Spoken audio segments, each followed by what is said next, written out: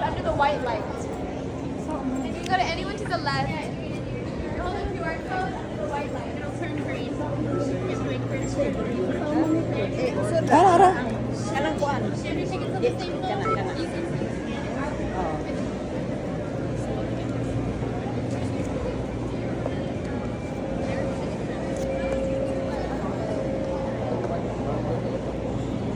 Customize mo picture.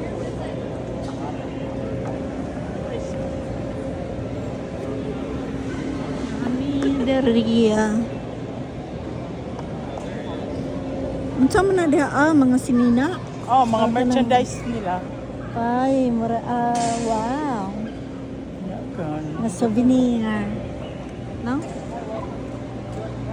Lead and tin on Earth is kind of impossible because the lead is so much heavier than the tin. When you mix them together, the lead sinks straight to the bottom and the tin floats on top. But in microgravity, those metals blend together quite seamlessly. And this forms a new alloy altogether known as solder, which has actually been used in some of your own phones and computers.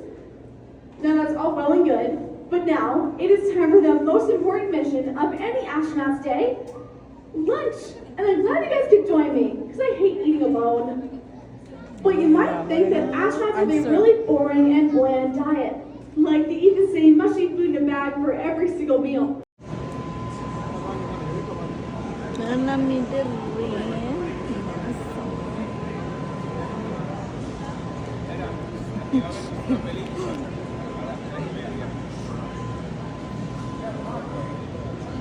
Diri ang tao aron murag dako kay ka sa ano ba? Na diari ka. Dayan. Oh, anak, sige. Oh, aha.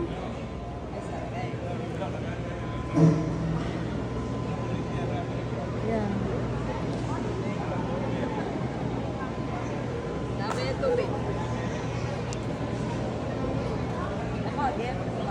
Aha. Wala na akong makuhan kay Lead and tin on Earth is kind of impossible because the lead is so much heavier than the tin. When you mix them together, the lead sinks straight to the bottom and the tin floats on top. But in microgravity, those metals blend together quite seamlessly. And this forms a new alloy altogether known as solder, which has actually been used in some of your own phones and computers. Now that's all well and good, but now it is time for the most important mission of any astronaut's day, lunch. And I'm glad you guys could join me, because I hate eating alone. But you might think that astronauts have a really boring and bland diet, like they eat the same mushy food in a bag for every single meal. For shelf life, because all I have is that pantry and no fridge. But once I'm ready to eat, I take that little spout that's at the top and plug it in to the food rehydration unit. This pumps in hot water, and you just let all that water to absorb, snip the top off, and enjoy. Now you might notice my table over here has nothing on it. I have nothing to eat with. No bowls, no plates, and no utensils. You can probably guess why. Because if I set my table as normal, like all of you guys do at home, it is all gonna float away. I have no idea where my chicken teriyaki would end up. So instead, food pouches are always attached with Velcro.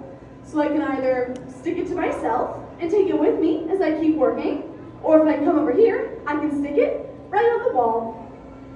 That way, I know exactly where it is. It's not gonna float off. I don't have to worry about losing my own lunch. But if you want to try your own astronaut food, I hear Space Traders has some pretty good options. Now, it definitely does not taste the way that Mama makes, but I promise it's really not that bad. But thank you guys for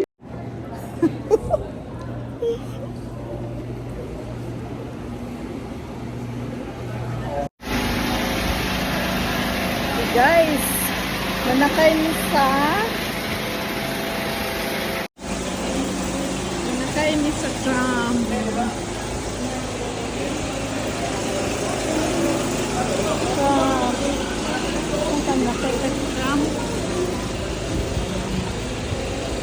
Haman pa. Dito di ay mili. Uy. Dala lang ka. Wa. Asa man? Sige lang, God. May na lang, makwanta.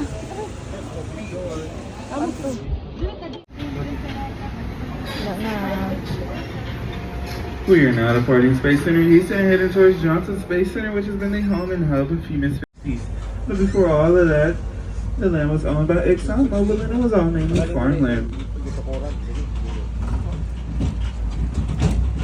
Mahulog ka, hoy.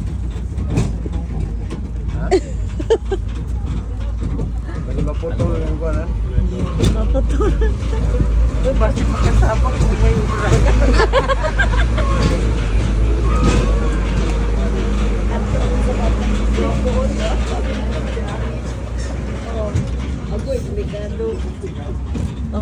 Now, if you look off to your left-hand side, you'll see the team that still can't win a national championship, the Texas Longhorns. These cattle are here through a nonprofit organization called the Longhorn Project, in which these animals are cared for by high school students and are exhibited all across Texas and its neighboring states. Now, if you happen to see any of the animals such as deer, snake, or rabbit, or gator, that's because NASA is also a wildlife preserve for many other species of animals living here. Now, this area that we are traveling large one building make up the George U.S.A. Rocket Park area as it was dedicated to him in 2021.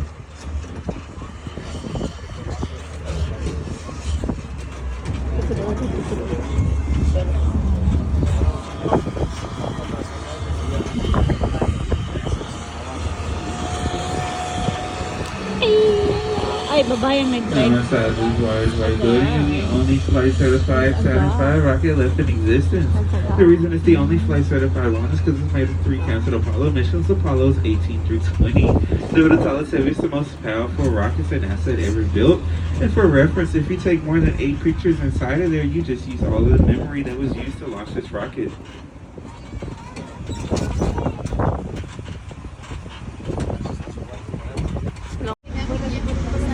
Ay, babae po doon ang kaan. Now, if you keep wearing off to the right hand side, you'll see 2 skinny rockets on display. The more even skinnier rocket is a model of a Mercury Redstone rocket designed initially as a ballistic missile was repurposed by NASA. And the rocket on the yellow scaffolding is a mock-up of Little Joe 2.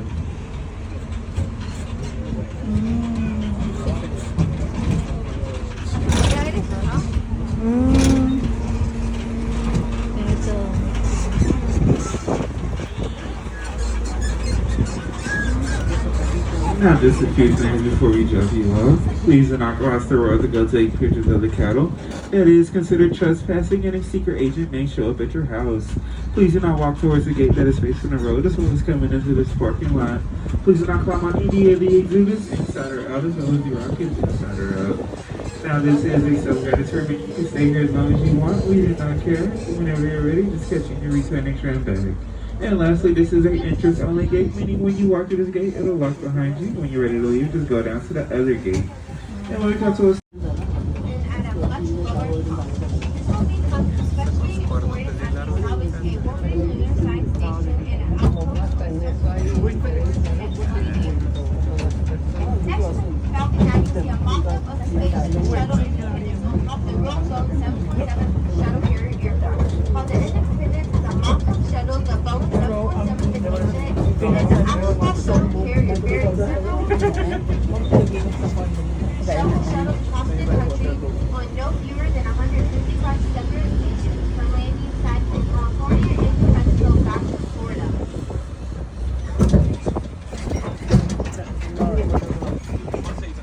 Gani.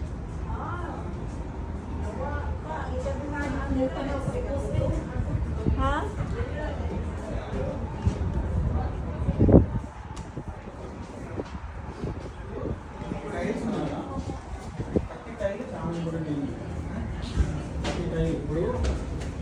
Shuttle mid deck ni siya. Apa sa ibabaw dito ah? Tol, mato ta sa ubos katong plane. O lagi niya na. Ara sa ta. Yeah. Sulod sa ta diri. Oh, wow. Hi.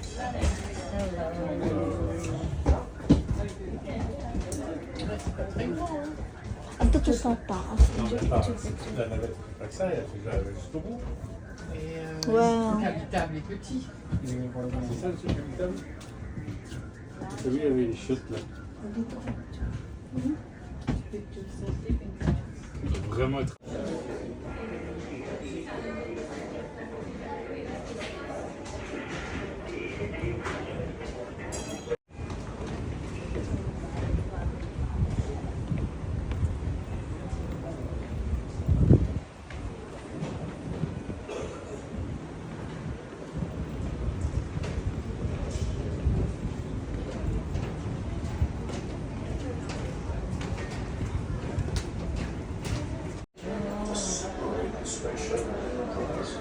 Excuse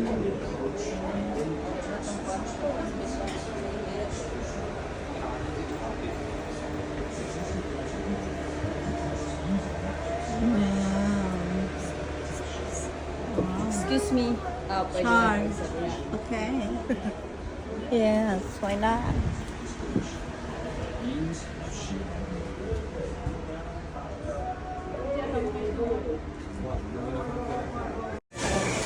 Magkaon-kaon mi diri sa Shabu Zone. Shabu Zone. Sa Shabu Zone. Yeah, mo na siya. Kana siya. Shabu Zone.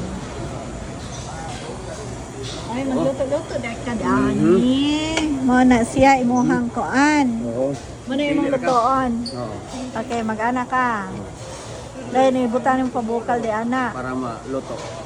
Ah, okay. Wow. Si Elmer, magluto na. Magluto na.